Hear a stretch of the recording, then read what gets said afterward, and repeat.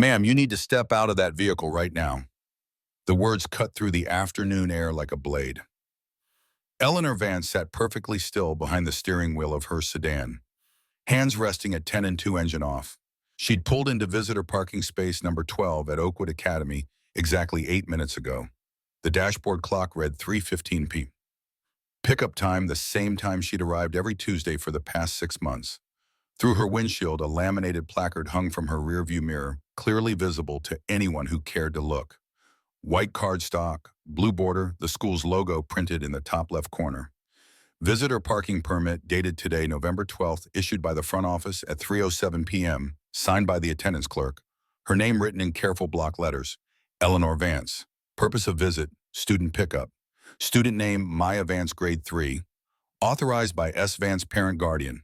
Every detail correct. Every box checked. The kind of documentation that should matter. Officer Michael Reed approached her driver's side window with measured steps, boots heavy against the asphalt. His right hand hovered near his belt, fingers twitching. His partner, younger, a woman with nervous eyes. Agent Davis hung back near their cruiser, parked at an angle that blocked Eleanor's exit. Eleanor kept her hands visible. Another habit one she'd learned long before today. "Officer," she said, her voice even, "is there a problem? I'm parked in a designated visitor space with a valid permit." Reed leaned down, one hand now resting on her door. "This lot's for parents only." "I'm here to pick up my niece," Eleanor gestured toward the placard without moving her hands from the wheel. "I have authorization from her mother. The permit was issued less than 10 minutes ago." "Permit doesn't mean you belong here." The words landed with deliberate weight. Not a question, not even a statement of policy, just a declaration of territory. Behind Reed, the school's front doors swung open. Principal Helen Holloway emerged, her heels clicking against the concrete walkway. She moved with purpose, scanning the parking lot until her eyes found Eleanor's car. She said something to a teacher standing near the entrance, then adjusted her blazer and started across the lot. Eleanor's pulse remained steady. 23 years had taught her to recognize the shape of trouble before it fully formed. The principal's trajectory, the officer's posture, the way the other parents, mostly white, mostly comfortable, slowed their approach to the building phones already rising. She reached slowly toward her glove compartment. Documentation, registration, proof of insurance, everything by the book. Reed's hand moved to his weapon. The parking lot went quiet. Even the children's voices from inside the building seemed to fade. Everything that happened next, every word, every decision, every consequence, hinged on the next 10 seconds, and Eleanor Vance knew exactly what was coming. 6 months earlier, Eleanor Vance had made a promise to her sister. Tuesday afternoons, 3 hours pickup, no exceptions. Samantha worked double shifts at County General Trauma Surgery, the kind of medicine that didn't respect schedules or family obligations. Someone needed to be there for Maya when the final bell rang. Eleanor had said yes without hesitation. She'd rearranged her calendar, blocked the time, made it work because that's what family did. The alarm went off at 5:30 a.m. every morning. Eleanor woke before the sound finished its first cycle, hand already reaching to silence it. Habit. Her feet found slippers in the dark. The coffee maker had been preset the night before. Another habit. While it brewed, she spread her papers across the kitchen table. Color-coded folders, blue for urgent matters, yellow for review, green for completed files waiting to be archived. She worked through each one with methodical precision, pen moving in neat annotations along the margins. A lifetime of reading documents had taught her something most people never learned: details saved you or they buried you. There was no in between. Maya stumbled into the kitchen at 6:45, braids askew, still half asleep. "Morning, Aunt El?" "Morning, baby."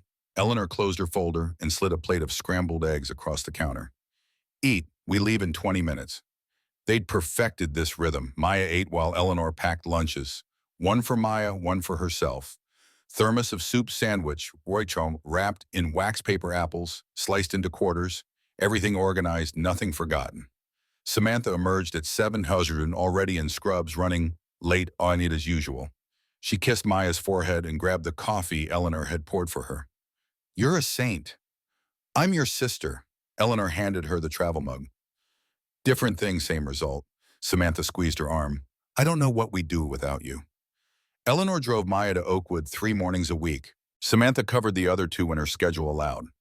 Robert, Samantha's husband, Maya's father, traveled for work, gone more often than home.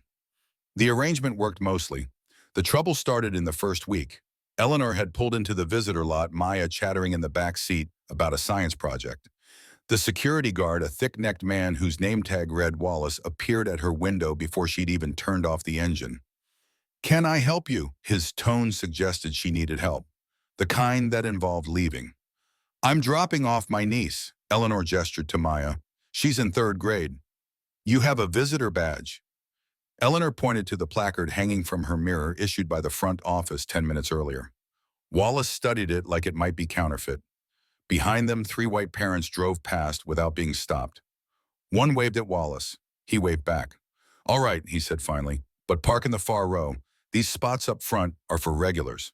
The far row meant a longer walk for Maya, but Eleanor had said nothing. She'd moved the car and walked her niece to the entrance, aware of eyes tracking their progress. It happened again the next week and the week after that. By November, being stopped had become routine. Wallace would ask for her badge even after seeing her twice that same week. He'd remind her about parking in the far row. He'd watch her walk Maya to the building like she might suddenly veer off towards some unauthorized area. The parent-teacher conference in October had been worse. Mr. Davis, Maya's homeroom teacher, sat behind his desk with Maya's progress report open. Samantha had been called into emergency surgery. Robert was in Denver. Eleanor came instead, arriving 15 minutes early with her own notebook and list of questions. Davis looked surprised when she introduced herself. "Oh, you're the aunt." "Yes, Zoe's mother asked me to attend on her behalf." "I see." He glanced at his notes. "And you're involved in Maya's education, or is this just temporary?" Eleanor's jaw tightened. She kept her voice level. "I help with homework 3 evenings a week. I attend school functions. I'm on her emergency contact list. So yes, I'm involved." "It's just," Davis shifted in his seat, "we prefer to have conversations about academic progress with the primary guardians. Continuity, you understand. I understand that my sister is saving someone's life right now, and I'm here asking about Maya's math scores. Can we proceed?" They'd proceeded barely. Davis had been polite but distant, addressing most of his comments to the empty chair beside Eleanor, as if Samantha might materialize. When Eleanor asked about Maya's reading level, he'd answered in the tone people use with children. When she'd questioned a grade on a science project, he'd bristled. 2 weeks later, a note came home requesting that all pickup authorizations be re-verified with the front office. Eleanor had complied. She'd filled out forms, provided her driver's license number, listed her relationship to Maya, everything they asked for. The scrutiny hadn't stopped. It wasn't just the school. Last month at the grocery store on Main Street, Eleanor had been followed by security while shopping for Maya's birthday present. She'd noticed him 3 aisles in.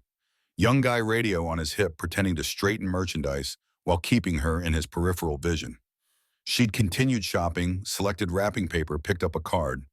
The security guard had stayed 10 feet behind her the entire time. At checkout, he'd positioned himself near the exit, waiting for her to give him a reason. Eleanor had paid, taken her receipt, and walked out without acknowledging him, because acknowledging it meant having a conversation she'd had 100 times before, and she was tired. The exhaustion wasn't physical. It was the weight of being watched, of having every action interpreted as suspicious, of knowing that her competence, her calm, her careful adherence to every rule, none of it mattered when people had already decided who she was. At home, Eleanor worked with Maya on homework most evenings. She spread the assignments across the dining room table, reviewing each one with forensic attention. "Show your work," she'd say, tapping a math problem. If the instructions say show your work, that means every step. Details matter. Maya would roll her eyes. "But I got the right answer." "The answer isn't enough. You need to prove how you got there." Samantha had laughed one evening watching them from the kitchen. You interrogate that homework like it's a witness on the stand." Eleanor had smiled. "Because a sloppy work has consequences." It was the kind of thing anyone disciplined might say. An accountant, an engineer, a project manager, anyone who understood that details were the difference between success and failure. Mrs. Rodriguez, their neighbor in 4B, had nodded knowingly over coffee one Saturday morning. "How many times has that school stopped you now? Too many to count." Eleanor stirred her cup. "Wallace acts like I'm casing the place." "They see what they expect to see." Mrs. Rodriguez shook her head. My son went through the same thing at his daughter's school. Chinese man picking up his own child, and they asked for his ID every single time for 2 years. What did he do? What could he do? Mrs. Rodriguez shrugged. He kept showing the ID. That was the thing about these small cruelties. They accumulated. Each one alone seemed too minor to fight. Security following you through a store. Maybe he was just doing his job.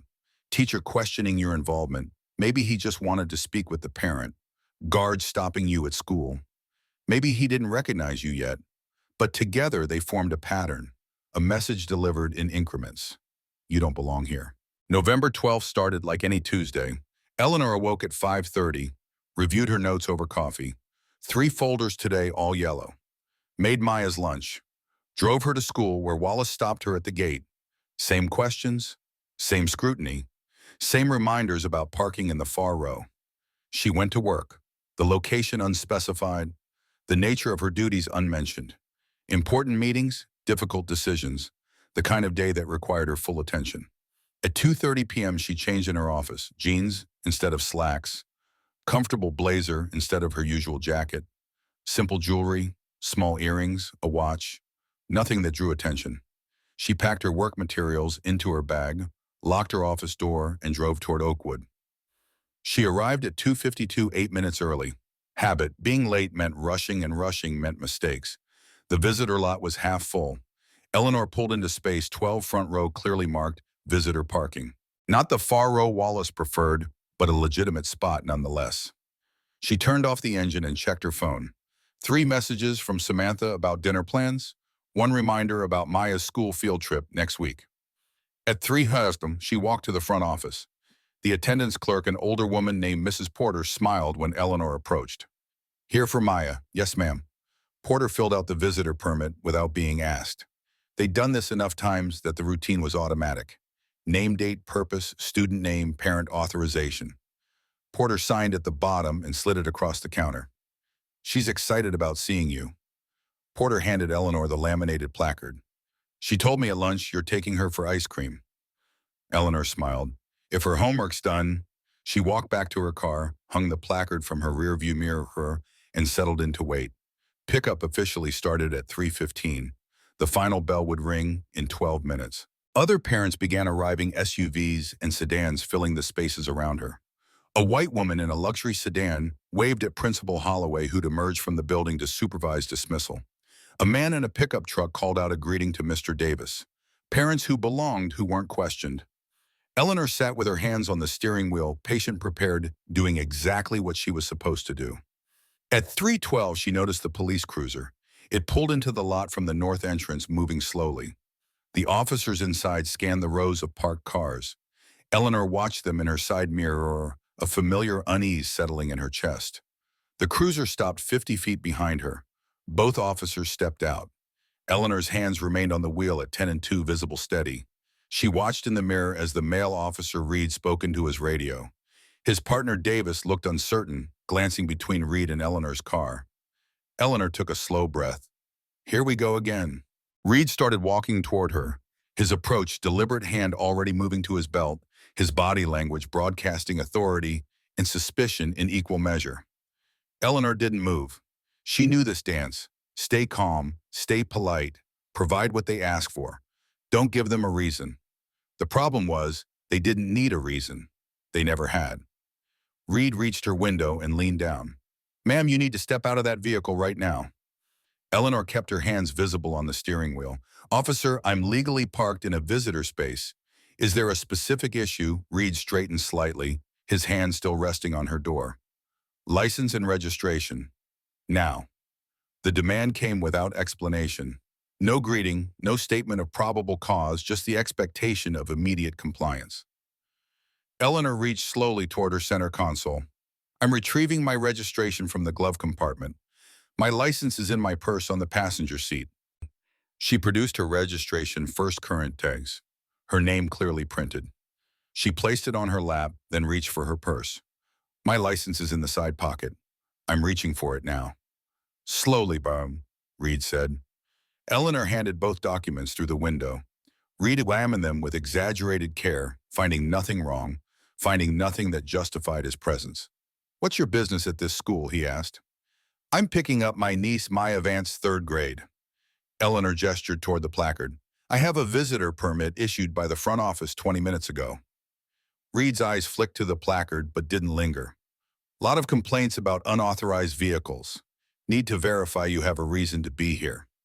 "I just showed you my reason. The permit lists everything required. Everything is in order." "Doesn't prove you're supposed to be here." Behind Reed, Principal Holloway crossed the parking lot with purposeful strides. She'd been watching from the entrance. "Officer Reed." Holloway's smile was tight. "Thank you for responding so quickly." Eleanor's eyes narrowed. "I didn't realize anyone had called you." Holloway turned to her with practiced concern. "We've had issues this semester with unauthorized pickups. Our protocol requires verification of anyone we don't immediately recognize." The statement was carefully worded, but Eleanor had been picking up Maya for 6 months. This wasn't about recognition. "I'm on Maya's authorized pickup list," Eleanor said evenly. "I've been picking her up every Tuesday since May. You can verify that in your attendance records." Holloway consulted her clipboard. "I'll need to see identification." Eleanor had already provided ID to Reed. Now she was being asked again another hoop.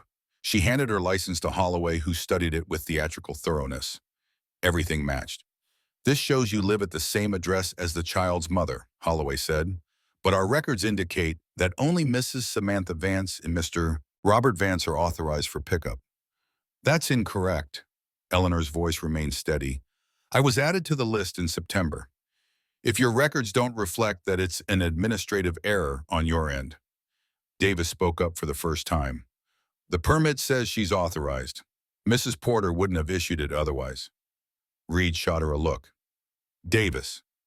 Holloway's jaw tightened. "Mrs. Porter may not have checked thoroughly. We need to verify with Mrs. Vance directly before allowing pickup. Samantha is in surgery. She's unreachable for the next 4 hours. Maya is expecting me as she has every Tuesday morning. Then perhaps you should have coordinated more carefully." Holloway's tone took on an edge. Eleanor felt the familiar heat rising. Other parents had slowed their approach, sensing drama. A few had phones out recording. Eleanor straightened. "Am I being detained or am I free to go?" The question was deliberate, precise, the kind of language that came from knowing how these situations were supposed to work. Reed's expression hardened. "You're trespassing. If you don't leave voluntarily, you'll be removed." "On what grounds?" Eleanor's voice remained level. "I have written authorization. I've provided identification. This is unlawful detention." The word unlawful hung in the air. Not unfair, not wrong. Unlawful, a term with specific legal meaning. Davis shifted uncomfortably. "Michael, maybe we should—" "I've got this," Reed snapped. A teacher, Miss Rodriguez, appeared near the entrance, watching the encounter with troubled eyes like she wanted to intervene but couldn't. Holloway stepped closer. "Ms. Vance, until we can confirm your authorization with Mrs. Vance directly, you need to vacate school property." "Samantha gave consent in writing. Your staff issued me a permit. You can't retroactively revoke access. We're simply asking you to return when we can verify." Holloway's voice remained pleasant. Professional distance. Reed leaned in. "Ma'am, step out of the vehicle. Hands where I can see them." Eleanor reached for her phone. "I'm going to document this interaction." She activated the voice recording app, placing the phone on her dashboard. Red dot pulsing, timestamp running. Reed's face flushed. "Turn that off. I have the right to record a public official performing their duties." Eleanor's voice was calm. "This parking lot is public space. Recording is legal." She'd chosen her words carefully, simply stating facts. "I said turn it off." Reed reached through the window toward the phone. Eleanor pulled the phone back toward her chest. The movement was defensive. Her arm brushed against his hand, barely contact, but Reed recoiled as if struck. "Did you just hit an officer? That's assault." Eleanor's eyes widened. "I did not strike you. You reached into my vehicle. I moved my property away. Multiple witnesses can confirm that." But Reed had already keyed his radio. "Dispatch Unit 14, Code 10 at Oakwood Academy. Subject refusing to comply. Possible 415 and 243. Requesting backup. 415. Disturbing the peace. 243. Battery on an officer." both misdemeanors, both fabricated. More parents had gathered, forming a semicircle. Some looked concerned, several were recording. A woman in yoga pants. Sarah Jones pushed forward. Helen, what's going on? I know this woman. She picks up Maya all the time. Holloway turned, her mask slipping. Mrs. Jones, unless you have relevant information, step back. I do have relevant information. Sarah gestured at Eleanor. She has a permit. She's here every Tuesday. This is ridiculous. Reed stepped towards Sarah. Ma'am, if you interfere, you'll be cited for obstruction. Step back. Sarah retreated, but her phone stayed up. Eleanor sat perfectly still, hands on the wheel. She'd done everything right, followed every rule, and somehow she was still the one being treated like a criminal. Davis approached Reed, speaking low. Michael, I don't think she actually hit you. The body cam will show her refusing to comply. Reed's voice was loud enough to hear. That's all it needs to show. In the distance, sirens approached. The window for de-escalation was closing. Eleanor kept her voice steady, projecting toward witnesses. For the record, I have not refused any lawful order. I've provided identification. I've explained my authorized purpose. I am not resisting. What I am doing is exercising my constitutional right to document this encounter and to question the legal basis for my detention. Ms. Rodriguez stepped forward, approaching Holloway. Principal Holloway, I've seen this woman pick up Maya many times. She's definitely on the approved list. Holloway's expression hardened. Ms. Rodriguez, return to your classroom now. The teacher retreated, casting one more troubled glance at Eleanor. A second cruiser pulled in, lights flashing. Sergeant Marcus Fenn, an older man with graying hair, sharp eyes, and patrol experience, emerged, practiced eyes assessing the scene. What's the situation? Fenn's voice was neutral. Reed straightened. Subject parked unauthorized, refused to leave, assaulted me when I attempted to secure evidence. Eleanor spoke before Fenn could respond. That's false. I'm parked legally with a valid permit. I have not assaulted anyone. Officer Reed reached into my vehicle. I moved my phone away. That is not assault. Fenn looked between them. Ma'am, you have identification. I've already provided it. Eleanor gestured at her documents in Reed's hand. Everything is in order. No warrants, valid license, authorized permit. Fenn examined the documents, then radioed dispatch. Confirmation came back, clean record. Address matched. For a moment, Eleanor hoped Fenn might be reasonable. Then Holloway stepped in. Sergeant, our policy requires we verify pickups with the parent directly when there's any question. This woman has been asked to leave. She's refused. That's not accurate. Eleanor's voice remained controlled. I explained that Mrs. Vance is in surgery. I offered to wait. What I refused was leaving immediately, which would mean Maya has no one to pick her up. Fenn looked at Holloway. Is the child's mother unreachable? I have no way of knowing that. Holloway's arms crossed. Our records show specific individuals, and until we verify, she needs to leave. Fenn turned back. Ma'am, until this gets sorted out, you'll need to come with us. Am I under arrest? Detained pending verification. On what charge? Trespassing and battery on a peace officer. Eleanor's breath caught. She'd seen it coming, but hearing it officially still felt like being punched. I want to see the basis for those charges. You assaulted me, Reed's voice carried. Everyone saw it. Multiple witnesses will testify that I did not. This is a false arrest. But the machinery was already in motion. Backup had arrived. Witnesses were recording. Holloway was making calls. And Eleanor was about to be removed from her car in front of a school full of children, including her niece. Agent Davis moved to the passenger side of Eleanor's vehicle. Ma'am, it'll be easier if you just cooperate. Eleanor turned to look at her. I am cooperating. I'm asking that procedure be followed correctly. Reed yanked open Eleanor's door. Out now. Eleanor stepped out slowly, keeping her hands visible at shoulder height. She knew sudden movements could be weaponized later.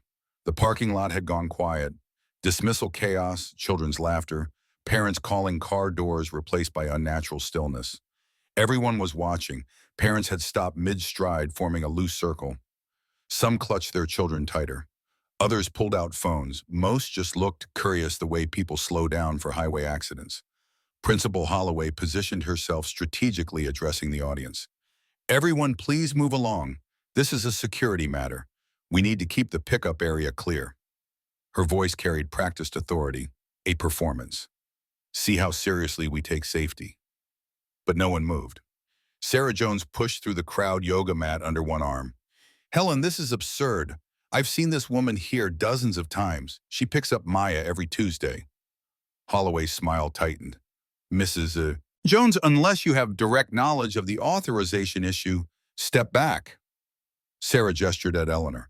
I do have direct knowledge. I've watched her with Maya. That child runs to her aunt like she's the highlight of her day. This is harassment.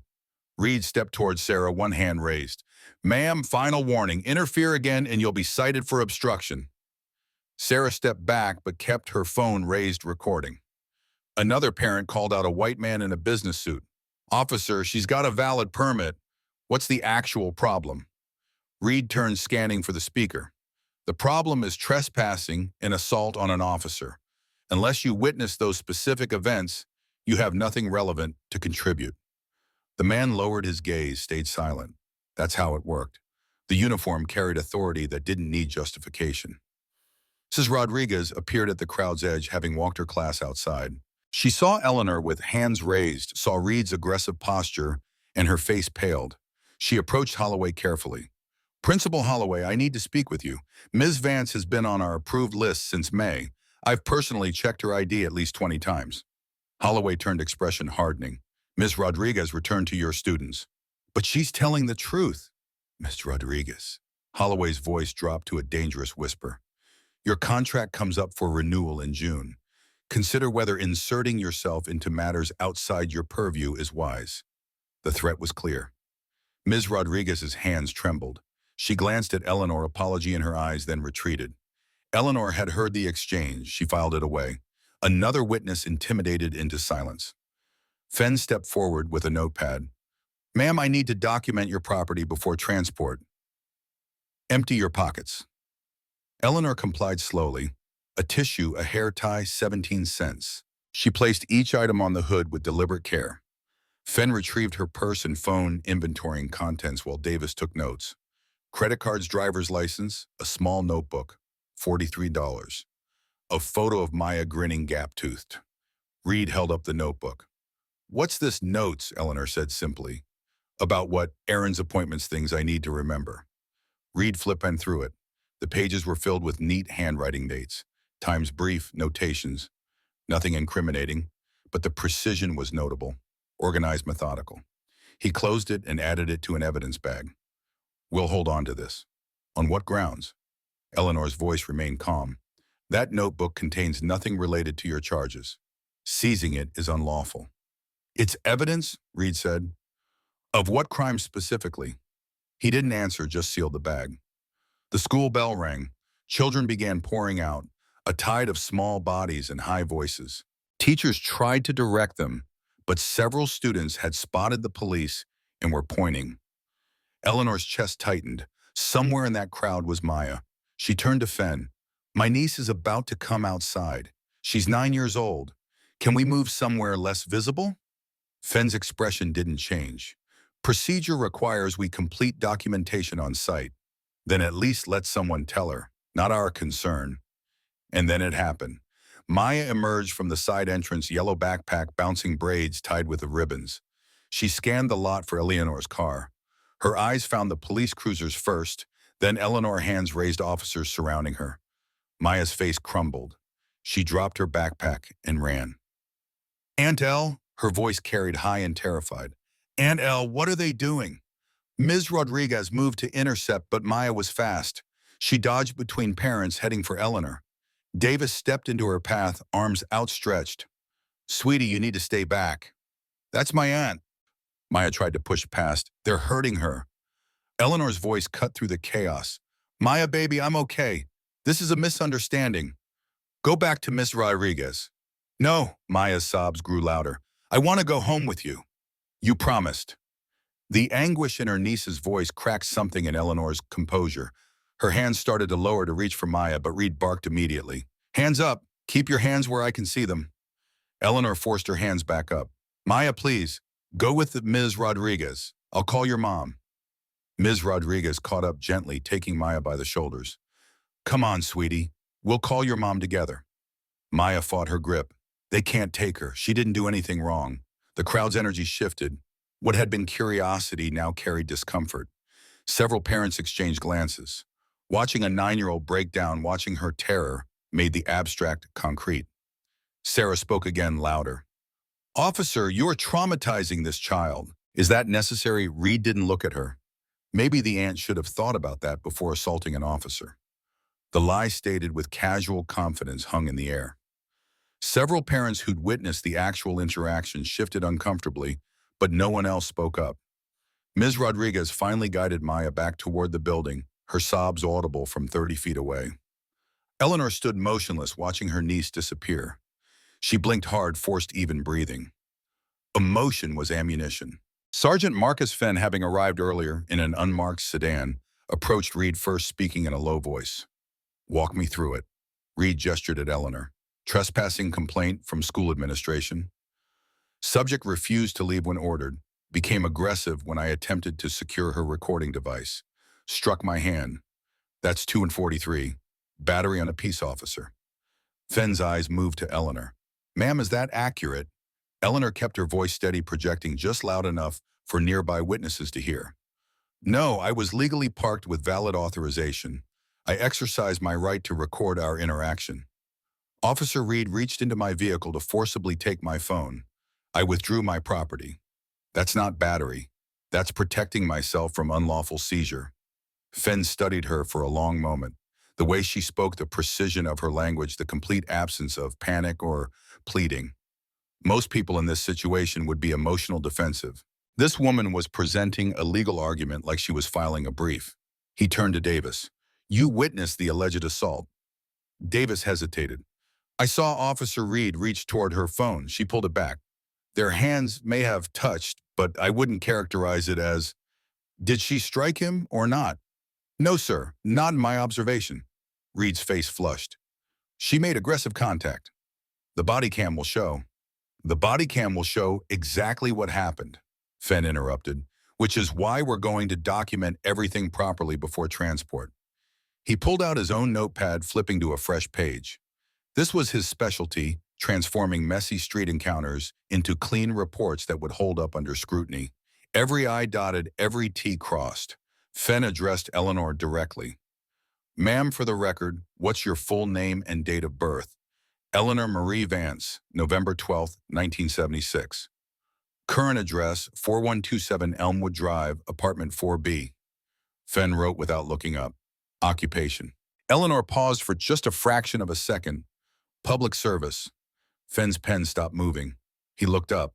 Most people said teacher, nurse, office worker, something specific. Public service was deliberate vagueness. Can you be more specific? I work for the county. Eleanor's tone remained even. My supervisor's contact information is in my phone, which Officer Reed seized. We'll verify that during processing. Fenn made a note. What brings you to Oakwood Academy today? Picking up my niece, as I've done every Tuesday for 6 months.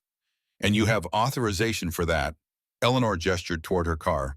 The visitor permit on my dashboard lists everything required. Student name, parent authorization, purpose of visit. Your officers have already examined it twice. Everything is in order. Fenn walked to Eleanor's car, studying the placard through the windshield. He photographed it with his phone, then checked the school's visitor log on his radio. Dispatch confirmed Eleanor's name appeared in the system marked as authorized. He returned to where Eleanor stood. The permit appears valid, but Principal Holloway states you were asked to leave and refused. That's the trespass complaint. I was asked to leave based on an administrative error, their records not reflecting my authorized status. I offered to wait while they verified with my sister. What I refused was vacating immediately, which would have left my 9-year-old niece with no pickup. Holloway stepped forward, having overheard. Sergeant, our policy is clear. When there's any question about authorization, we require the individual to leave and return after verification. School safety takes precedence, even when the individual has documentation showing authorization. Documentation can be forged. Eleanor interrupted, her voice carrying a new edge. Are you suggesting I forged a permit issued by your own front office 20 minutes ago, Mrs. Porter can confirm she gave it to me herself. Holloway's expression tightened. I'm suggesting that when staff express concerns about security, we take those concerns seriously. What staff expressed concerns, Eleanor's question was precise. Mrs. Porter issued my permit without hesitation. Mr. Rodriguez confirmed I'm on the approved list. Officer Reed arrived before I even entered the building. Who called this in? Fenn consulted his notes. Dispatch log shows the call came in at 15:10. Caller identified as school administration reporting an unauthorized individual in the visitor lot. Eleanor's eyes moved to Holloway. At 15:10, I was still inside the front office getting my permit. I didn't return to my car until 15:12. How did someone report me as unauthorized before I even reached the parking lot? The timeline discrepancy hung in the air. Several witnesses exchanged glances. Sarah Jones's phone was definitely still recording. Holloway recovered quickly. Security staff monitor the lot continuously. They may have observed you earlier and radioed concerns before you obtained the permit. So your security called police on me before verifying whether I had authorization. Eleanor's tone remained calm, but the implication was clear. That's profiling. That's caution. Fenn stepped between them. This was getting away from him. The more Eleanor talked, the more holes appeared in the narrative, and witnesses were documenting all of it. Ma'am, here's the situation. We have a trespass complaint from the property owner. We have an allegation of battery on an officer. Whether those allegations hold up is for the courts to decide, but right now we're taking you in for processing. Eleanor looked directly at him. Sergeant, you know this is pretextual. The timeline doesn't support the trespass claim. The body cam won't support the battery allegation. You're arresting me for asking questions and refusing to be intimidated. I'm arresting you based on complaints filed by the school administration and one of my officers. Then I'm formally requesting your name and badge number for my complaint to Internal Affairs. The words landed like a stone in still water. IIA complaints were serious business. They triggered reviews, scrutiny paperwork that could haunt an officer's career. Fenn's expression didn't change. Sergeant Marcus Fenn badge 2847. You'll receive a copy of the incident report with all relevant information. He gestured to Davis. Officer Davis, please escort Ms. Vance to the vehicle. Use minimum necessary restraint. Davis approached, handcuffs in hand. Ma'am, I need you to turn around, hands behind your back. Eleanor complied, her movement slow and deliberate. I'm not resisting. I want that stated clearly for the record. Noted. Davis secured the handcuffs, checking the tightness. Not as aggressive as Reed would have been, just tight enough to prevent escape. As Davis guided her toward the cruiser, Eleanor spoke over her shoulder to Fenn. Sergeant, one more thing. This interaction will be reviewed by people with authority over your department. I suggest you ensure your report is scrupulously accurate. The phrasing was unusual, not threatening, not pleading, just advising, like someone who understood how institutional reviews worked. Fenn watched her settle into the back of the cruiser. Something wasn't adding up, the way she spoke, her composure, the specific legal terms she deployed, and that comment about people with authority. He turned to Reed. You're sure about the battery allegation? Because if the body cam contradicts your statement, we've got a problem. Reed's jaw set stubbornly. She made contact. That's battery. The cam will show she was aggressive and non-compliant. It better. Fenn pulled out his phone, making a note to review the footage personally before the report was finalized, because something told him this woman knew exactly what she was doing. In the cruiser, Eleanor sat with her hands cuffed behind her, watching through the window as parents collected their children and drove away. Most had already forgotten her face. By tomorrow, this would be gossip. By next week, barely remembered, but the footage would remain. Uploaded to servers, shared across platforms, cached in ways that couldn't be erased. And somewhere in that digital record is the truth that would eventually surface. She just had to survive long enough to present it. The cruiser pulled away from Oakwood Academy at 3:47 p.m. Eleanor sat in the back seat, hands cuffed behind her, the metal digging into her wrists. Davis drove. Reed rode passenger, occasionally glancing back through the partition. The vinyl seat smelled of decades of arrested people. Eleanor kept her breathing steady, eyes forward. Reed turned in his seat. You know what happens when people resist, things get worse. Eleanor didn't respond. Engaging would only provide ammunition. Silent treatment now. Reed's voice carried mockery. Let's see how smart you sound after processing. Davis glanced at him. Michael, leave it. The drive took 12 minutes. Eleanor watched familiar streets pass her neighborhood, her city now seen through a cage. They pulled into the station's rear bay at 3:59 p.m. Eleanor noted the time automatically. Documentation mattered. The booking area was fluorescent, bright, and sterile. Gray walls, scuffed linoleum metal benches bolted to the floor. A desk sergeant sat behind reinforced glass. Davis helped Eleanor out carefully. Watch your head. Thank you, Eleanor said. They approached the desk. The sergeant nameplate read. Peterson looked up.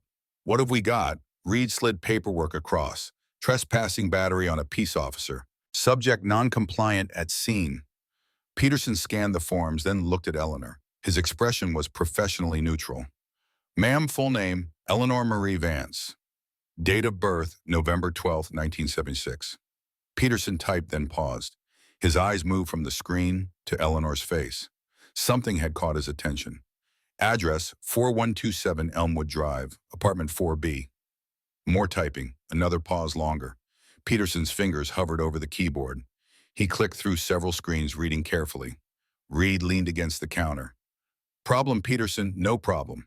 Peterson's voice remained neutral. Ma'am, occupation. Eleanor maintained eye contact. Public service, county employee. Peterson's eyebrows rose fractionally. He made a note, then reached for a clipboard.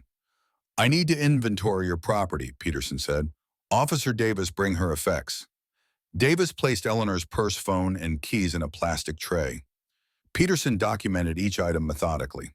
Driver's license, credit cards, insurance card. Cash, one notebook.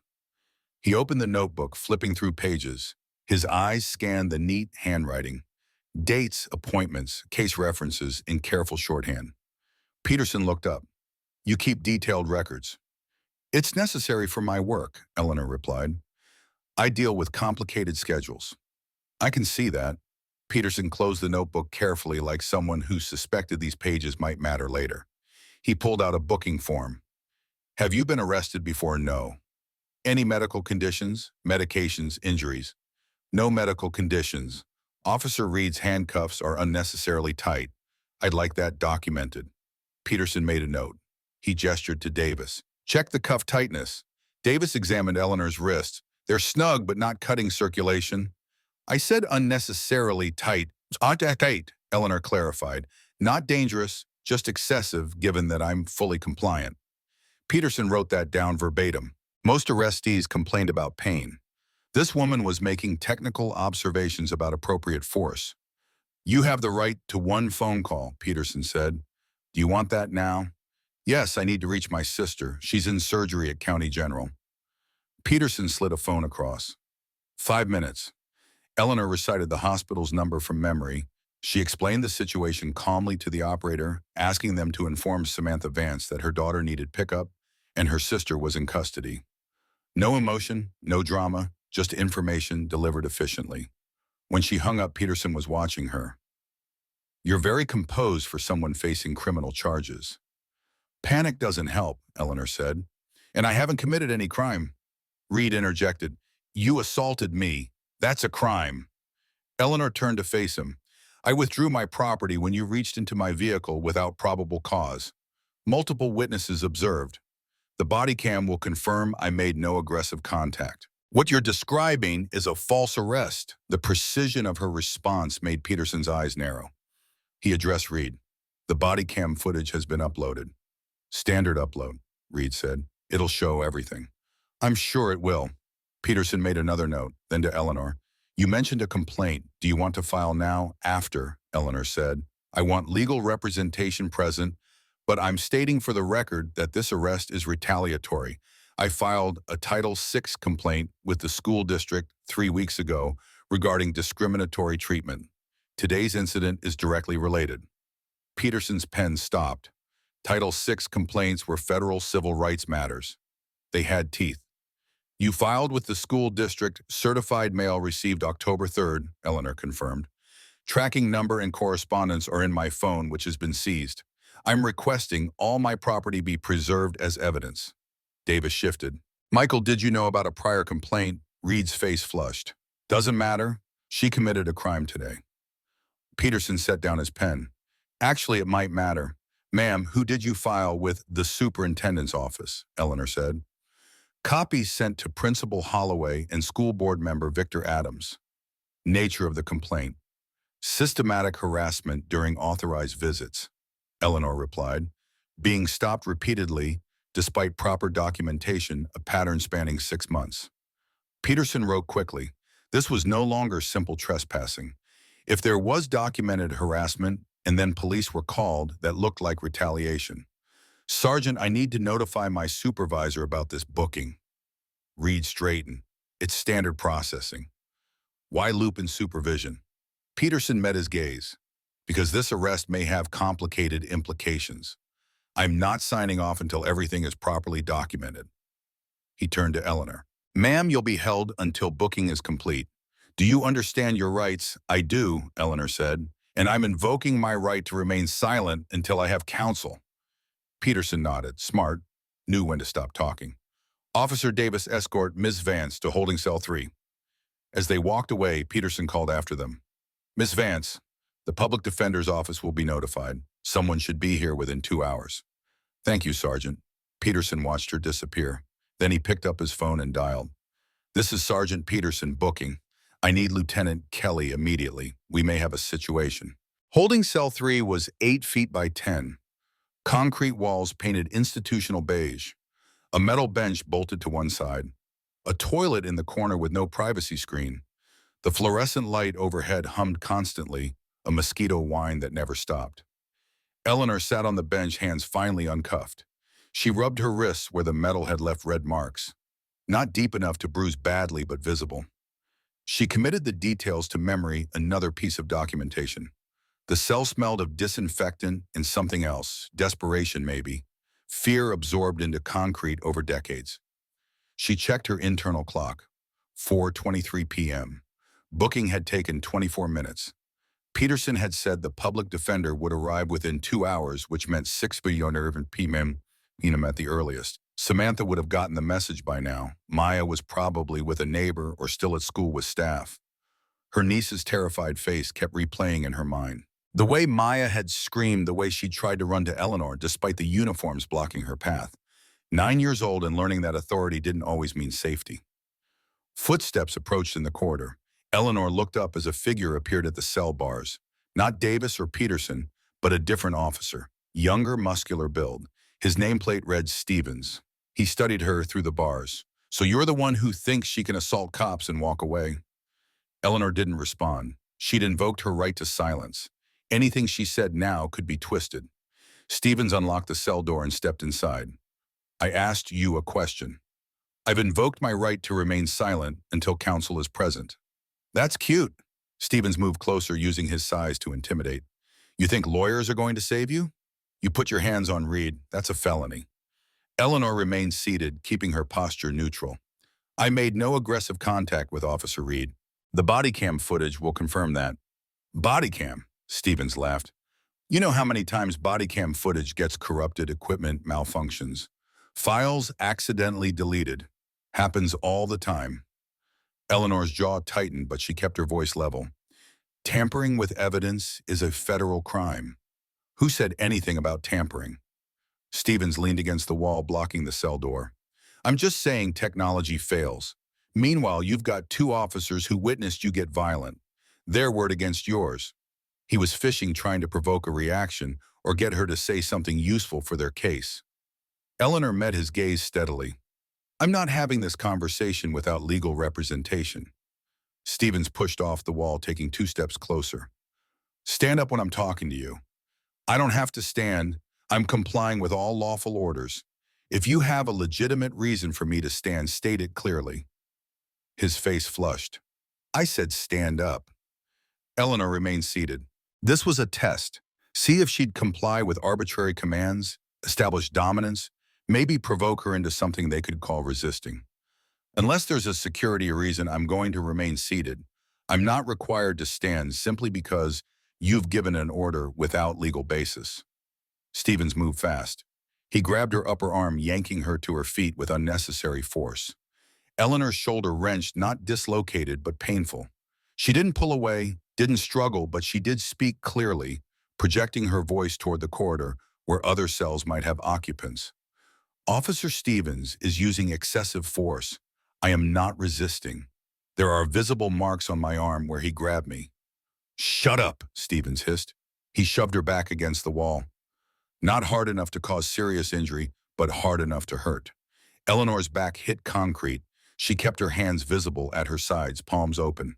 Every instinct screamed at her to defend herself, to use the training she had, but that would only make things worse. I am not resisting. You are assaulting a compliant detainee. This interaction is being documented. By who? Stephen's face was inches from hers. You think anyone cares what happens in here? A voice came from the corridor. I care. Stephen spun. Lieutenant Grace Kelly, a woman in her late 40s with dark hair streaked with gray, pulled back in a tight bun, rigid posture in a crisp uniform, stood outside the cell, her expression unreadable. Officer Stevens, step away from the detainee. Stevens released Eleanor and backed toward the cell door. Lieutenant, you were just leaving, Kelly interrupted. Report to Sergeant Peterson.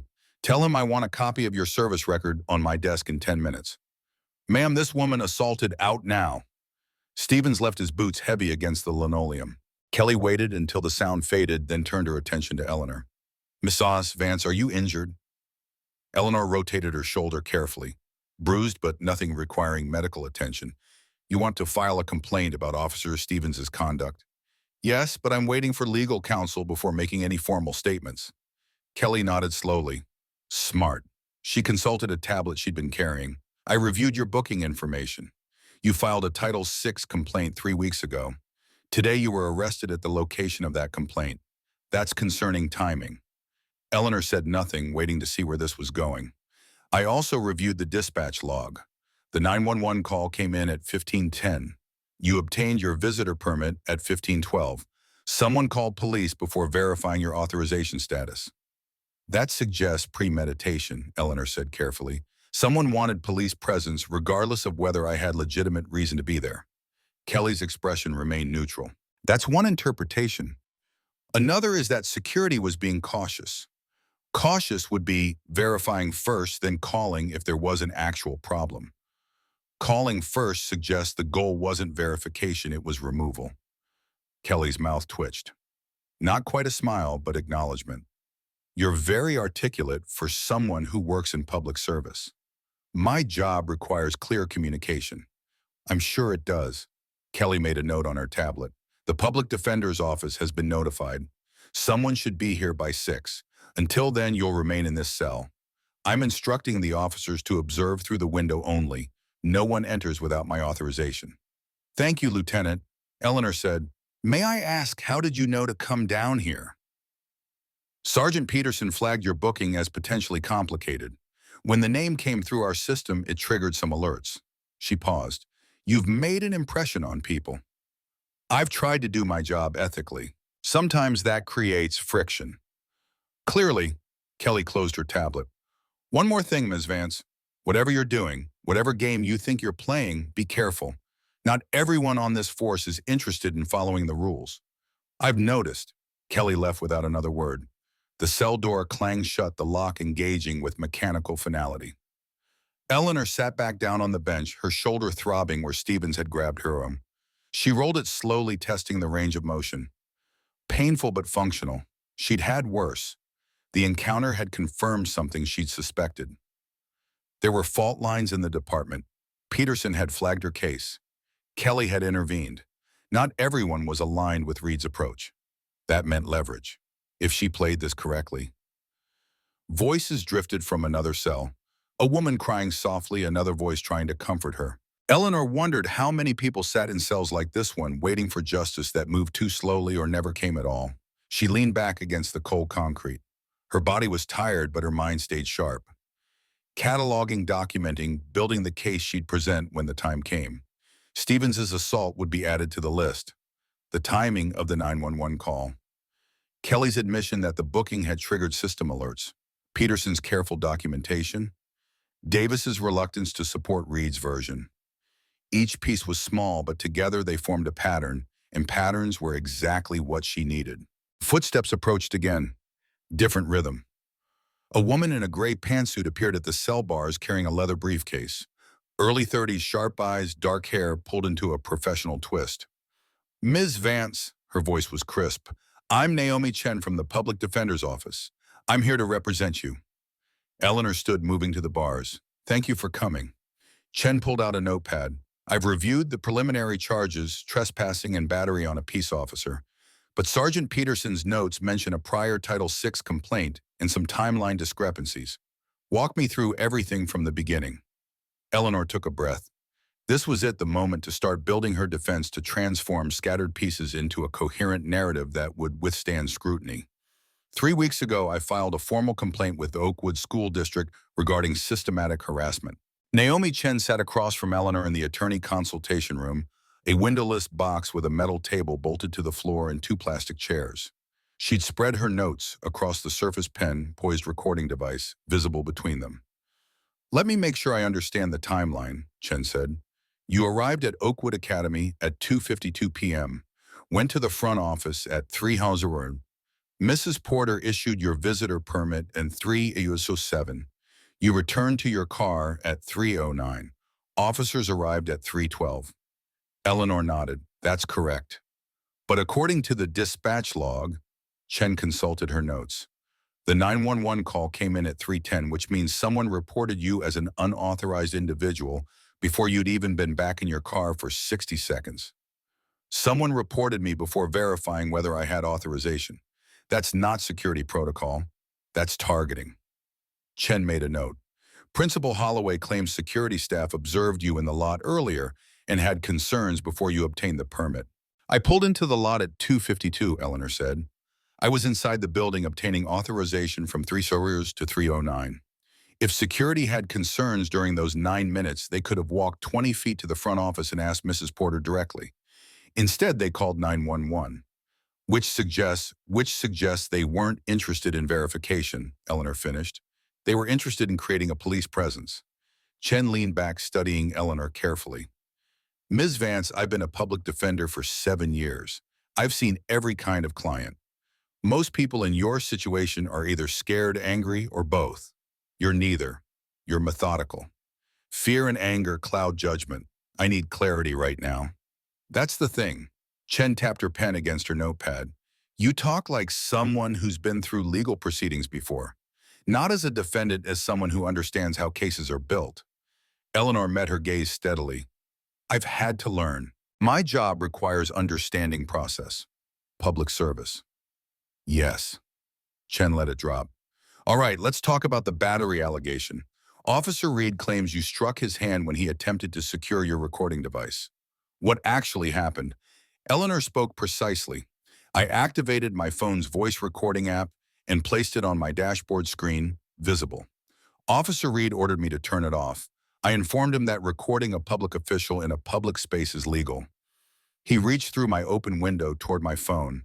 I pulled the phone back toward my chest, away from his reach. Our hands may have brushed during that motion. Incidental contact, not aggressive. And there were witnesses, at least 15 parents. Several were recording on their own phones. Sarah Jones was particularly vocal in my defense. Miss Rodriguez, a teacher, also witnessed the interaction. Chen wrote quickly, those witnesses will be crucial, but here's the problem. Officer Davis's preliminary statement supports Reed's version. She describes you as agitated and non-compliant.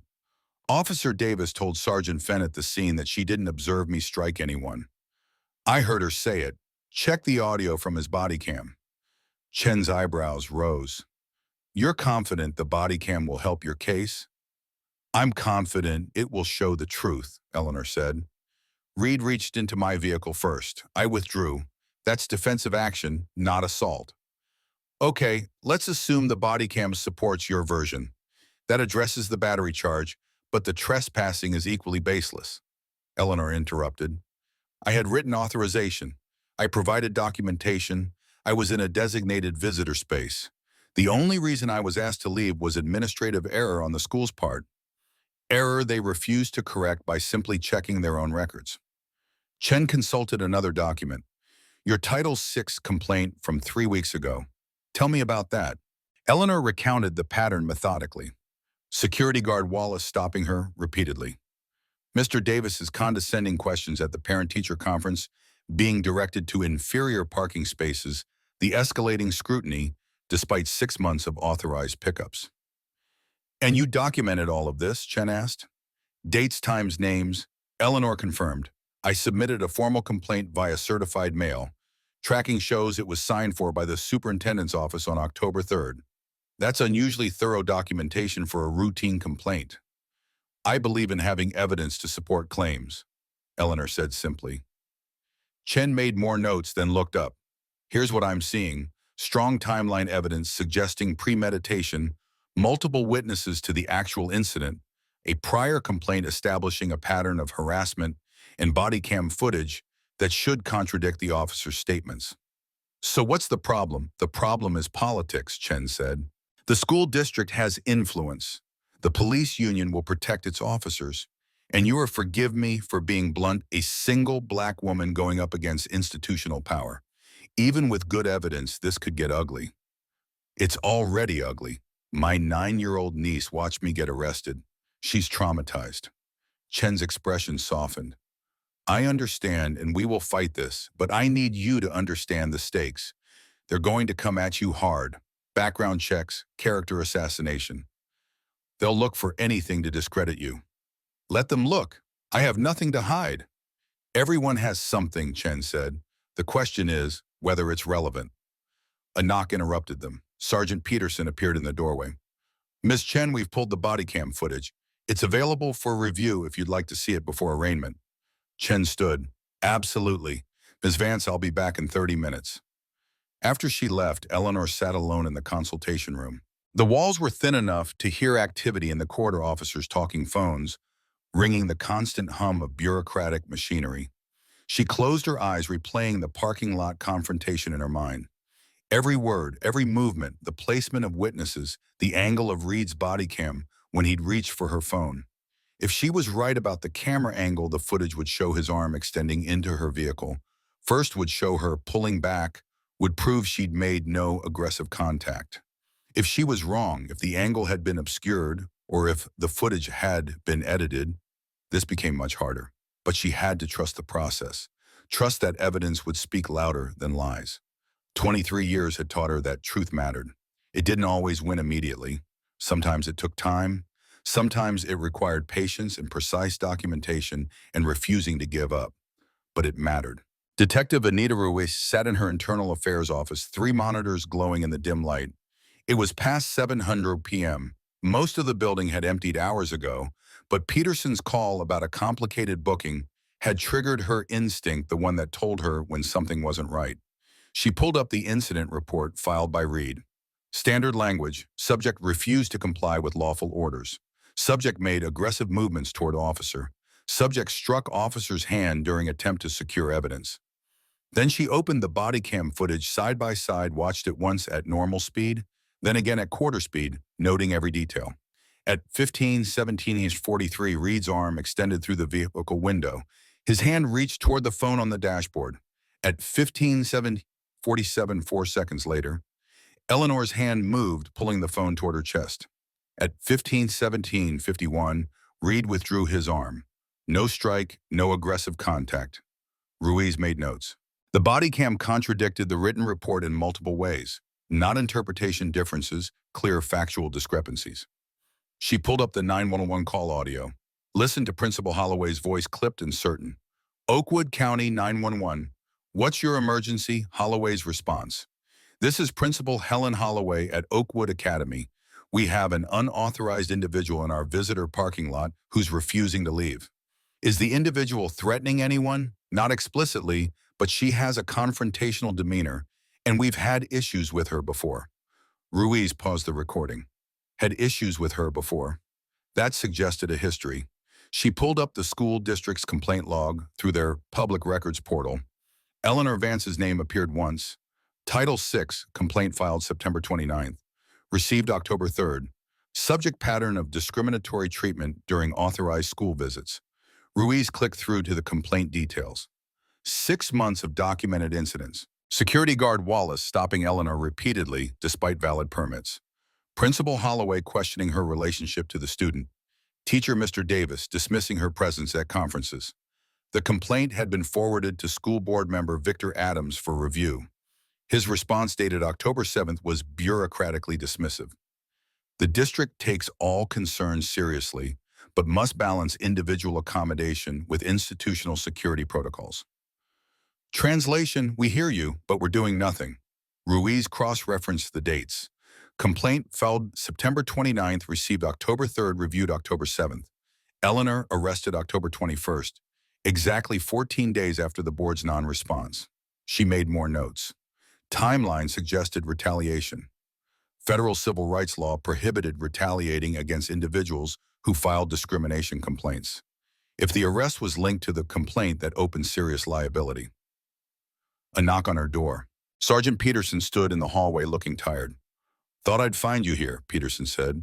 The Vance case, Ruiz nodded. Walk me through your interaction with her during booking. Peterson settled into the chair across from her desk. Calm, very calm. Most people getting arrested are either belligerent or scared. She was neither. Answered questions precisely. Knew her rights, invoked counsel at exactly the right moment. Anything else stand out? When I pulled her name in the system, something flagged. Not a criminal flag, something else. But by the time I got through the booking screens, the alert had cleared. Ruiz's eyes narrowed. What kind of alert? That's the thing. Peterson spread his hands. I don't know. It was there for maybe 3 seconds.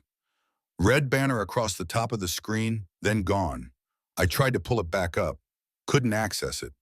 That's unusual. That's why I called Kelly, Peterson said. Something about this woman is triggering system responses I've never seen before, and Reed's report doesn't match the body cam. Add in the Title VI complaint, and we've got a mess. Ruiz turned back to her monitors. I'm going to pull all records related to Oakwood Academy arrests for the past 2 years. See if there's a pattern. You think this isn't isolated? I think any time a school calls 911 before verifying authorization, it's worth investigating whether they've done it before. Peterson stood. Ruiz, be careful. School board members have friends in high places. You start digging into district practices, you'll make enemies. I'm internal affairs, Ruiz said. Making enemies is part of the job description. After Peterson left, Ruiz opened a new search. All arrests within 1 mile of Oakwood Academy past 24 months filtered for trespassing charges. 14 results appeared. She opened each one scanning for patterns.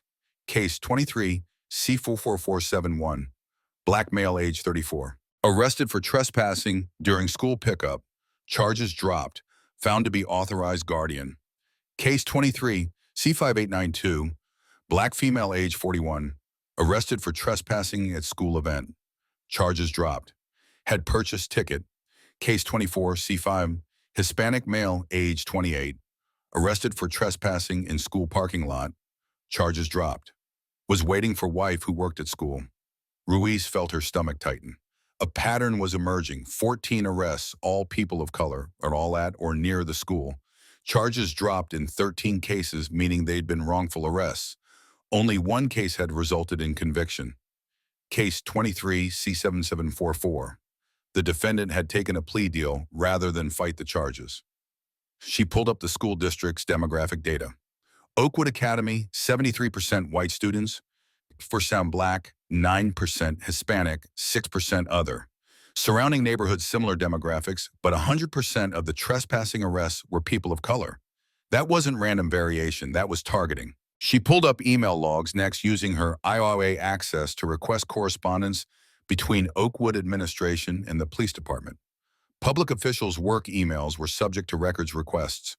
Most people forgot that. The logs loaded hundreds of messages between Principal Helen Holloway and various officers over 2 years. She filtered for keywords. Security concern, unauthorized, suspicious. 47 emails appeared. Ruiz began reading. June 12, 2023. Holloway to Officer Martinez. Security reports an individual of interest in the pickup area. Black male, approximately 30s. Observing children. Can you send a unit? August 3, 2020. Holloway to Sergeant Fenn. Another incident with non-resident attempting to access campus. Hispanic female claims to be picking up niece, but raised concerns with staff. March 15th, 2024. Holloway to Officer Reed. The woman I mentioned last week returned today. Same aggressive attitude. Thought you should be aware. The March email caught Ruiz's attention. She checked the date against Eleanor's school visit log. Eleanor had picked up Maya on March 13th, 2 days before Holloway's email to Reed. She pulled up more emails. Found a thread between Holloway and school board member Victor Adams. October 8th, 2024. Holloway to Adams. The Title 6, complaint you forwarded, the woman was here again today. Wallace reports she was monitoring his movements and appeared to be documenting interactions. Should we be concerned about litigation? October 9th, 2024. Adams to Holloway. Document everything. If she returns, ensure security protocols are strictly enforced. Consider coordinating with local PD if she becomes disruptive. There it was coordination between the school board and the recommendation to involve police 12 days before Eleanor's arrest. Ruiz sat back processing. This wasn't just one bad arrest. It was systematic. A school administration using law enforcement to remove people they deemed problematic and law enforcement complying without questioning whether the removals were justified. She pulled up Eleanor's visitor permit application from today. Submitted at 3:00 p.m., approved and issued at 3:07 p.m. by Mrs. Porter, attendance clerk. Standard 7-minute processing time. Then she pulled the 911 call time stamp. 3:10 p.m. 3 minutes after the permit was issued. Someone had called police while Eleanor was still inside the building getting authorized. That wasn't security protocol. That was a setup. Ruiz began typing her preliminary report. She documented the body cam discrepancies. The email trailed the pattern of arrests, the timeline contradictions. Every piece carefully sourced, every claim backed by evidence. This would go to the Attorney General's office, maybe the Department of Justice Civil Rights Division. This was bigger than one arrest, bigger than one school. This was institutional discrimination with police as enforcers. Her phone buzzed. Text from Kelly. Vance made bail. Attorney filed motion to dismiss. Hearing set for Friday 9:00 a.m. Ruiz typed back, I'll have my preliminary findings ready. This case needs elevation. She looked at the screens filled with evidence. Somewhere in this mess was a woman who'd been doing everything right, following rules, documenting incidents, using official channels to seek redress, and the system had responded by arresting her in front of her traumatized niece. Ruiz had joined IYA because she believed in accountability, believed that good cops should be protected and bad ones removed. Cases like this reminded her why that mattered. She saved her files, backed them up to 3 separate locations. Then she began the process of formally requesting federal oversight. This wasn't over, not by a long shot. Friday morning arrived with gray skies. Eleanor sat in the courthouse waiting area, wearing the same blazer she'd been arrested in 3 days ago. Naomi Chen, a woman in her early 30s with dark hair neatly pulled back wearing a gray pantsuit with sharp eyes, sat beside her reviewing notes one final time. The motion to dismiss hearing starts in 10 minutes. Judge Price will preside. He's fair, but he follows procedure strictly. Eleanor nodded. She knew Alan Price, had worked cases alongside him for 15 years before he transferred to criminal court. But Chen didn't need to know that yet. They'll argue the charges have merit, Chen continued. We'll present the body cam evidence, witness statements, and the timeline discrepancies. With luck, he dismisses with prejudice, and we're done. With luck. The courtroom doors opened. They entered together, Eleanor's heels clicking against marble floors. The room was smaller than she usually worked in criminal motions court, designed for quick procedural hearings rather than full trials. Reed sat in the gallery, arms crossed. Beside him, Sergeant Fenn whispered something that made him scowl. Principal Holloway had claimed a scheduling conflict conspicuously absent. The prosecutor was a junior assistant DA named Marcus Williams, fresh out of law school, probably handed this case as routine work. He shuffled papers nervously as they approached the defense table. All rise, the bailiff announced, the Honorable Judge Alan Price presiding. Price entered from his chambers, late 50s, silver hair, sharp eyes that missed nothing. He settled behind the bench and reviewed the file before him. Case number 24, CR 8847, People versus Eleanor Vance. Motion to dismiss, filed by the defense. Mr. Williams, you may proceed. Williams stood. Your Honor, the people oppose dismissal. The defendant was arrested following a legitimate trespassing complaint from school administration and an assault on Officer Michael Reed. While the defense has raised procedural questions, the underlying conduct justifies prosecution. Price made a note. Ms. Chen. Chen stood projecting confidence. Your Honor, this case should never have been filed. The so-called trespassing occurred while my client had valid authorization documented in writing. The alleged assault is contradicted by body cam footage showing Officer Reed initiating physical contact. She approached the bench with a USB drive. I've prepared a compilation of relevant evidence, body cam footage, witness statements, dispatch logs showing timeline inconsistencies. Price accepted the drive, handing it to his clerk. We'll review that, but first I have questions for the prosecution. Mr. Williams, the charging documents list the defendant as Eleanor Vance Occupation Public Service. Can you be more specific about her employment? Williams consulted his file. The arresting officers reported she works for the county, Your Honor. No additional details were provided. The county has many departments. Which one? I don't have that information, Williams admitted. The booking report lists public service without specification. Price turned his attention to Eleanor. Ms. Vance, perhaps you can clarify for the court. What is your specific position with the county? This was it, the moment Eleanor had been waiting for. She stood slowly, meeting Price's eyes. Your Honor, I serve as a circuit court judge for the 9th District. The courtroom went dead silent. Williams's papers slipped from his hands, scattering across the prosecution table. Reed half rose from his seat, face draining of color. Fenn grabbed his arm, pulling him back down. Chen turned to look at Eleanor. Her expression caught between shock and vindication. She'd suspected something, but not this. Price's face remained neutral, but his knuckles whitened as he gripped his pen. Judge Eleanor Vance, Circuit Court. Yes, Your Honor. I've served in that capacity for 23 years. Williams found his voice, though it cracked. Your Honor, the booking report made no mention. The defendant never identified herself as, I identified myself as a county employee in public service. Eleanor interrupted. Which is accurate. I also provided my driver's license, which lists my full legal name. It's not my responsibility to ensure arresting officers conduct adequate background checks before filing charges. Price set down his pen with deliberate care. Mr. Williams approached the bench. Ms. Chen, you as well. The three conferred in whispers for nearly a minute. Eleanor remained standing, aware of every eye on her. Reed looked like he might be sick. Fenn had his phone out, typing frantically, probably alerting his superiors. Price returned to his microphone. The court will take a 15-minute recess while I review the submitted evidence. Bailiff, ensure all parties remain available. He stood and exited quickly. The moment he disappeared, chaos erupted. Williams rushed from the courtroom, phone already at his ear, probably calling his supervisor to explain how he'd just prosecuted a sitting judge for crimes she didn't commit. Reed pushed toward the exit, but Fenn blocked him. Sit down. Running makes it worse. Chen turned to Eleanor. Judge Vance, you're a circuit court judge. I am. And you didn't think to mention this earlier. I wanted the evidence to speak for itself. If I'd led with my title, everything after would have been viewed through that lens. This way, the facts stand independent of who I am. Chen sat down slowly.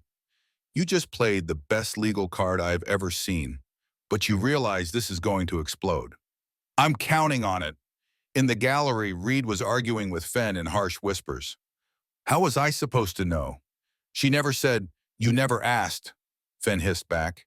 You saw a black woman and assumed. That's the problem. Detective Ruiz, a female internal affairs detective, slipped into the courtroom through the back entrance. Eleanor caught her eye. Ruiz nodded once. A silent communication. The IIA investigation had progressed. More evidence was ready. The 15 minutes stretched to 25. When Price returned, his expression was grave. I have reviewed the body cam footage, dispatch logs, and preliminary witness statements. Mr. Williams, does the prosecution wish to proceed with these charges? Williams stood on shaky legs. Your Honor, in light of new information, the people request time to reassess our position. New information? Judge Vance's identity doesn't change the facts either. She committed trespassing and battery, or she didn't. Does the body cam footage support the battery allegation? The footage shows contact between the defendant and Officer Reed, but the characterization of that contact is subject to interpretation. Mr. Williams, Price's voice carried steel. I've watched the footage 5 times. Officer Reed reached into Judge Vance's vehicle.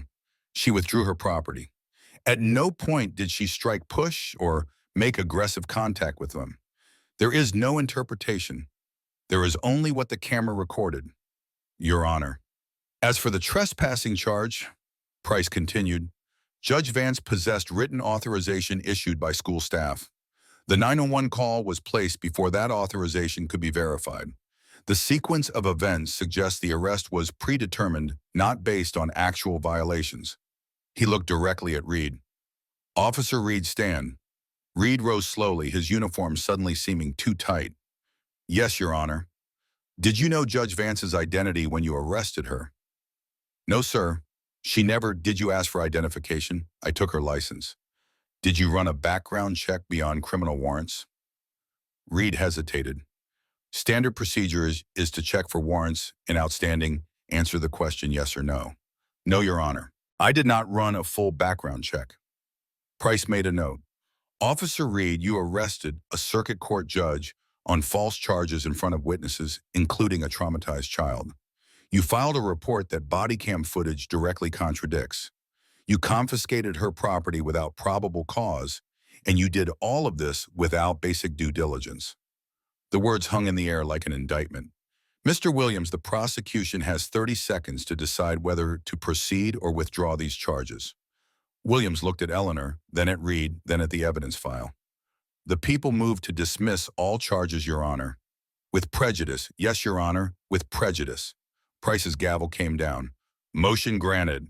All charges against Judge Eleanor Vance are dismissed with prejudice. The defendant is free to go. He paused, then added, I'm also referring this matter to the Attorney General's office for investigation into potential civil rights violations, abuse of process, and filing of false reports. This court stands in recess. The gavel struck again. Final. Absolute. Eleanor remained standing as Price exited. Around her, the courtroom erupted in whispered conversations. Chen was already on her phone, probably alerting media contacts. Ruiz approached the defense table. Judge Vance, I'm Detective Anita Ruiz, Internal Affairs. I need to speak with you about my preliminary findings. Eleanor nodded. I have information to share as well. Reed pushed past them toward the exit. Fenn caught his arm. Not yet. We're going straight to IIA for questioning. As they left, Eleanor heard Reed's voice cracking with desperation. This is going to ruin me. Fenn's response was quiet but clear. You ruined yourself. The grand jury hearing room held 23 citizens in tiered seating. Eleanor sat at the witness table facing Assistant Attorney General Torres at the prosecutor's podium. Judge Vance, please state your occupation for the record, Torres said. Circuit Court Judge, 9th District, 23 years, Eleanor replied. Torres displayed body cam footage on screens. October 21st, 15/17/43. What do we see? Officer Reed's arm extends into my vehicle, Eleanor narrated. His hand reaches toward my phone, and at 15/17/47, I pull my phone back. Defensive withdrawal. Torres paused the video. Does Judge Vance strike or make aggressive contact with Officer Reed? No, Eleanor said. Yet his report claims assault at 15/18/12, 29 seconds after this video, shows the interaction ended. Torres let that sink in. Someone invented time that doesn't exist. A juror raised her hand. Judge Vance, why didn't you identify yourself? Wouldn't that have stopped everything? Eleanor had expected this. I made a calculated decision. If I'd used my title immediately, the response would have been about my position, not the facts. I wanted to document how any citizen would be treated. And how were you treated? Like a criminal, Eleanor said simply. Despite authorization, despite compliance, despite committing no crime. Torres called his next witness, Principal Helen Holloway. Holloway entered with her attorneys sitting rigidly after taking the oath. Torres began gently. You called 911 at 15:10, reporting an unauthorized individual, correct? Yes. We take security seriously, Holloway said. Judge Vance obtained her permit at 15:07, 3 minutes before your call. Torres displayed the permit signed by her attendance clerk. Why call police before verifying with your own staff? Holloway's attorney whispered to her. Security staff had concerns about Mrs. Vance's previous demeanor. Ms. Vance, Torres repeated, not Judge Vance. But you were aware she'd filed a Title VI complaint 3 weeks earlier. Torres produced the complaint. This was sent to you directly. You forwarded it to board member Adams, expressing concern about litigation. Holloway's jaw tightened. I don't recall that specific email. Torres displayed it on screen. October 8th, from you to Adams. The woman was here again today. Should we be concerned about litigation? You're expressing concern about Judge Vance exercising legal rights. I was protecting the school by calling police on someone who'd done nothing wrong. Torres' voice gained edge. Who you then had arrested in front of her traumatized niece. Holloway's attorney intervened. My client followed security protocols. Protocols that resulted in 14 wrongful arrests of people of color over 2 years. Torres interrupted. All at Oakwood, all dismissed. That's not security. That's discrimination. He turned to the jurors. You've seen body cam footage contradicting the arrest report email trails, showing coordination a pattern of targeting minority visitors and testimony from a sitting judge subjected to this treatment, despite following every rule. Does probable cause exist to believe these defendants violated Judge Vance's civil rights under color of law? The evidence speaks. Holloway was excused quickly. Her earlier confidence had evaporated. The final witness was Officer Reed. He entered without his uniform suspended pending investigation. His face was drawn, aged years in 3 weeks. Torres began without preamble. Officer Reed, you filed a report stating Judge Vance assaulted you. Do you stand by that? Reed glanced at his union representative. The situation was fluid. Things happened fast. Yes or no? Did Judge Vance strike you? Long pause. The room held its breath. Contact was made. Contact, Torres repeated. The body cam shows her pulling her phone from your reaching hand. Is defensive withdrawal assault. Reed's face flushed. She was non-compliant, aggressive in demeanor. Aggressive how? By stating her rights, by asking for probable cause, by legally recording you. She refused to cooperate. She provided ID registration authorization. Torres interrupted. She answered every question. She complied with every lawful order. What she refused was to be bullied. Reed said nothing, his hands clenched. Torres addressed the jury. Officer Reed arrested a circuit court judge on false charges, filed a report contradicted by his own body cam, coordinated with officials who'd received a discrimination complaint. He retaliated against a protected civil rights complainant. The law is clear. Deprivation of rights under color of authority is a federal crime. The evidence supports that charge. The foreman raised his hand. Mr. Torres, we've heard enough. The jury would like to deliberate. Torres nodded. The jury is excused. The grand jury deliberated for 47 minutes. Eleanor waited in a witness room with Naomi Chen, a woman in her early 30s with dark hair neatly pulled back wearing a gray pantsuit with sharp eyes, and Detective Anita Ruiz, a female internal affairs detective. However this goes, you've already won, Chen said. The story's out. The pattern's exposed. They'll indict, Eleanor said. The evidence is overwhelming. Ruiz looked up from her phone. Kelly's placing Reed on an unpaid leave. The department's reviewing all Oakwood arrests. About time. A bailiff knocked. They're ready. The foreman stood holding a single sheet. On the charge of deprivation of rights under color of law against Officer Michael Reed, we find probable cause. True bill. Eleanor's shoulders dropped slightly. Justice. Against Principal Helen Holloway, probable cause exists. True bill. Against school board member Victor Adams, probable cause exists. True bill. 3 for 3. Torres accepted the indictment documents. Thank you for your service, he said. These will be filed with federal district court. Arrest warrants will be issued. As jurors filed out, several looked at Eleanor. One woman mouthed, thank you. Another nodded with respect. Outside media had gathered. News crews, reporters, cameras forming a gauntlet. Eleanor approached the microphones alone. My name is Eleanor Vance. I'm a circuit court judge, she began. 3 weeks ago, I was arrested picking up my 9-year-old niece, handcuffed, charged with crimes I didn't commit because I'd filed a discrimination complaint. Today, a federal grand jury indicted 3 individuals for violating my civil rights. But this isn't just about me. It's about 47 others arrested at that school. About systematic discrimination disguised as security. About using law enforcement to punish people for being black or brown in spaces where others decided we don't belong. She paused. I'm a judge. I have resources, knowledge, connections. Most victims don't. They take plea deals because they can't afford to fight. That stops now.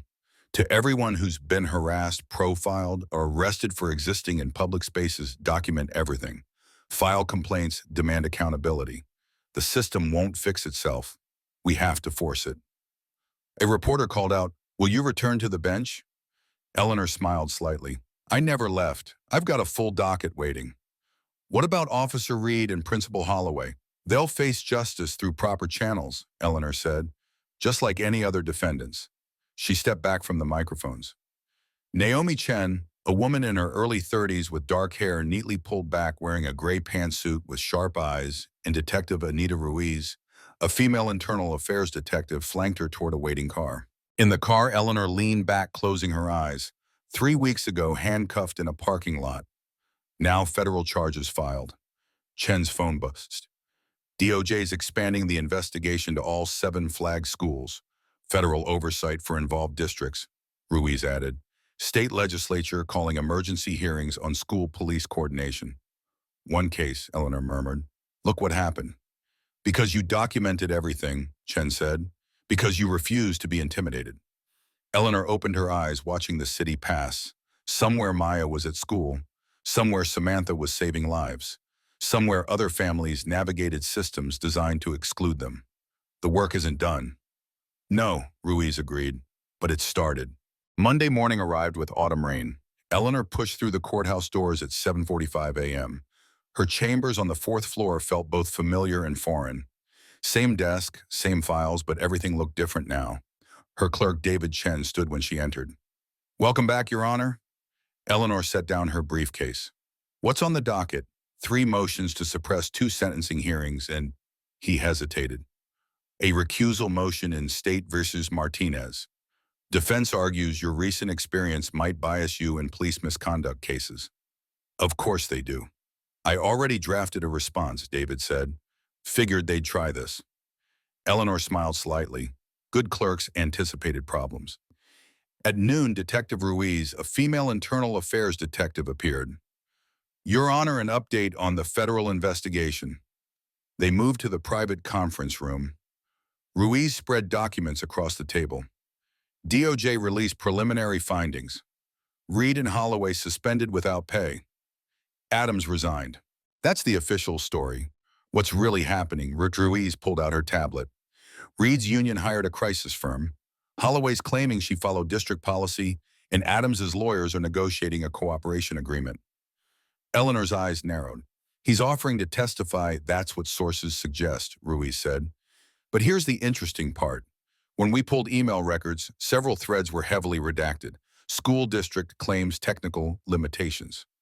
Emails don't just disappear. Exactly. Ruiz displayed a partially visible message. This is from Adams to someone whose address is blocked out. Subject, Oakwood Protocol Implementation. Body is mostly redacted except this fragment. As discussed with redacted, the quarterly metrics justify continued coordination. Eleanor leaned forward. Quarterly metrics. That's not security language. That's performance measurement. Right, which suggests someone was tracking something quantifiable. Arrest numbers, maybe? Who has authority to redact discovery emails? Eleanor asked. District Superintendent's Office, Ruiz said. But Superintendent Park claims she never authorized it. Someone with IDA access made the decision unilaterally. Eleanor studied the partial message. That's not how bureaucracies work. Someone gave an order.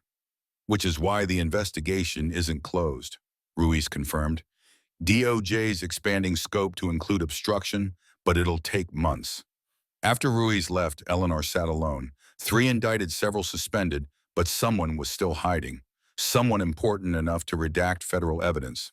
Her phone buzzed. Text from Samantha. Can we talk tonight about Maya? That evening, Eleanor arrived at Samantha's apartment with takeout. Maya was in her room, door closed, music playing softly. Samantha looked exhausted. She's having nightmares. Wakes up crying about police taking you away. The counselor says she's showing trauma response. Eleanor sat down the food. I'm so sorry. Don't, Samantha's voice was firm. You didn't do anything wrong, but Maya doesn't understand that yet. She just knows people who were supposed to protect us hurt you. What does the counselor recommend? Time consistency therapy. Samantha sat heavily. And maybe I keep doing pickups for a while until things settle. The suggestion hurt more than Eleanor expected. She'd fought for that right. Now, even in victory, fear was taking it away. If that's what's best for her, Eleanor said, then that's what we do. Before leaving, Eleanor knocked on Maya's door. Baby girl, can I come in? A pause. Okay. Maya sat on her bed, surrounded by stuffed animals looking smaller than her 9 years. Eleanor sat beside her carefully. I'm sorry you had to see what happened, Eleanor said. That must have been scary. Maya nodded, not meeting her eyes. Are the bad police going to come back? No, baby. They're not allowed to. What they did was wrong. Now they're facing consequences. But what if there are more bad police? How do you know who's safe? Maya's voice was small. Eleanor had no easy answer. The truth was complicated. That's a really smart question, she said finally. I don't have a perfect answer, but I can tell you this, bad ones don't win when we speak up. They only win when we stay silent. Maya considered this. Is that why you didn't cry when they arrested you? Part of it, Eleanor admitted. But also I knew I hadn't done anything wrong and people were watching. So I stayed calm and let the truth speak. Did the truth win? Eleanor pulled her close. Yes, baby. Eventually the truth won. A week later, Eleanor was reviewing files when her phone rang. Unknown number. Judge Vance? A woman's voice nervous. This is Mrs. Porter from Oakwood Academy. Eleanor sat up straight. Mrs. Porter, hello. I need to tell you something about the day you were arrested. Porter's words rushed. Principal Holloway told me to issue your permit, but first she made me call someone, a number I'd never seen, report that you'd arrived and were requesting access. Eleanor's pulse quickened. Do you remember the number? I wrote it down. Porter's voice dropped. The person who answered didn't identify themselves, just said noted, and hung up. 3 minutes later, police arrived like they were already on the way before I finished the call. Mrs. Porter, can you testify to this? A long pause. I'm scared. I have a family. Principal Holloway has friends, people who could make things difficult. I understand. But without witnesses, the people behind this stay hidden. I know, Porter's voice shook. That's why I called. I just need time to talk to my husband. Take the time you need, Eleanor said. But that phone number, can you send it to Detective Ruiz? Even if you're not ready to testify, that information could be crucial. I'll think about it, Porter said. I should have spoken up sooner. After the call, Eleanor sat staring at her phone. Someone had been on standby. The arrest had been orchestrated. She forwarded Porter's information to Ruiz. New witness may have phone number of coordination point. That evening, Eleanor locked her chambers and headed for the parking garage. The building was mostly empty. She reached her car, pressing unlock. A folded paper was tucked under her windshield wiper. Eleanor looked around. The garage was empty. She pulled on gloves before touching it, preserving evidence. The note was typed. No signature. 4 lines. You won your case. Congratulations. But you're asking questions about things you don't understand. Some stones are better left unturned. Eleanor's hands tightened on the paper. Not a direct threat, nothing prosecutable. Just a warning from someone who knew where she parked, knew her schedule, knew she was still digging. She photographed it from multiple angles, then placed it in an evidence bag. Tomorrow she'd give it to Ruiz. As she drove home, Eleanor checked her mirrors frequently. No one followed, but the message had been delivered. Someone was watching, and whoever they were, they weren't done yet.